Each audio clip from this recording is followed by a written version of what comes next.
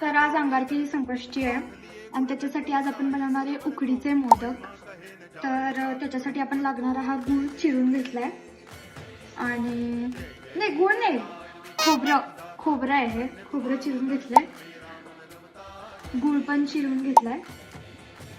तर step by step बघूयात आपण। तर ह्याच्यातून मित्रांनो आपल्याला समजतंय की ह्या दीदीला गुळ आणि खोबऱ्यामध्ये फरक माहित नाहीये। इग्नोर। हा बस।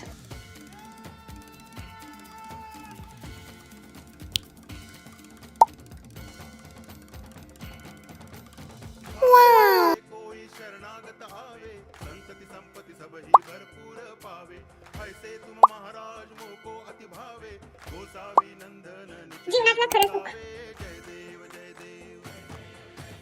गाइस 50 रुपये का और गेली